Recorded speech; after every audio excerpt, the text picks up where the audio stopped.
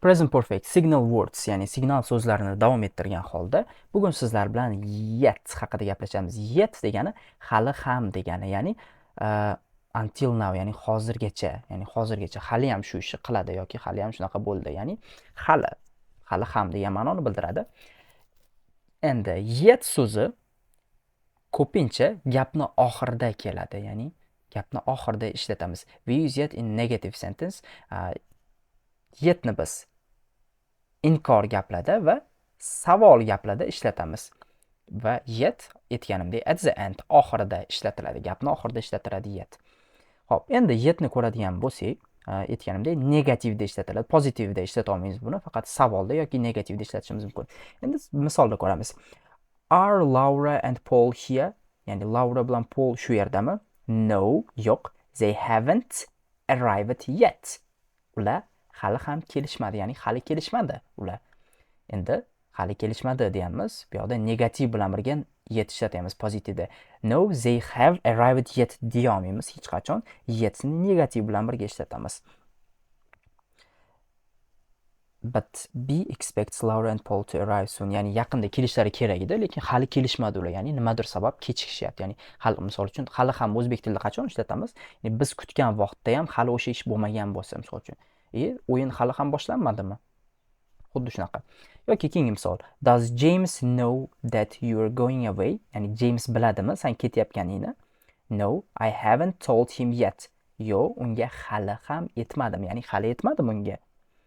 Ya'ni o'zi aytish kerak edi, lekin u hali ham aytmadi. No, hali aytmadim. Aytishim kerak lekin. Xuddi shunaqa.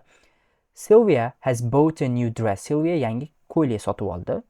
But lekin she hasn't worn it yet. Lekin uni hali ham kiymadi, ya'ni hali kiymadi. Sotib oldi, lekin hali ham kiymadi nimagadir. Hasn't bu yoqda not bilan birga, ya'ni har doim negativda ishlatilyapti. Endi boya aytganimdek, yetni savollarda ham ishlatishimiz mumkin.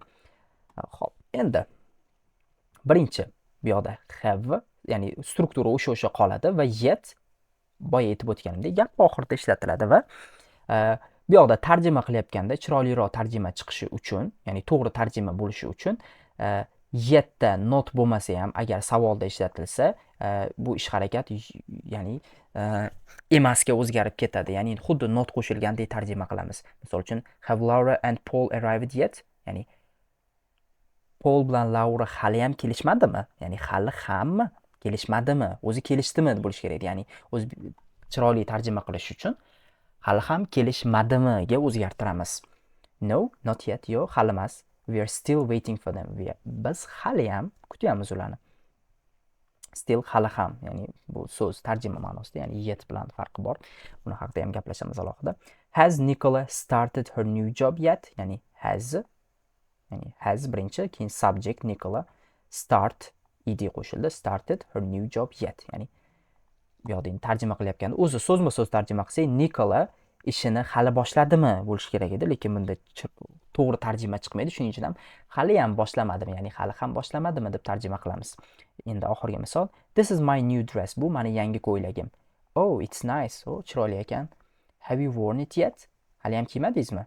Have you worn it yet? Ya'ni bu savol bo'lyapti. Faqat tarjima qilyapganda negativli savolga o'zgartiramiz buni. Ya'ni haven't you worn it yet emasdi. Have you worn it yet? Ya'ni hali kiymadingizmi deb tarjima qilamiz. Shunda to'g'ri tarjima qilgan bo'lamiz.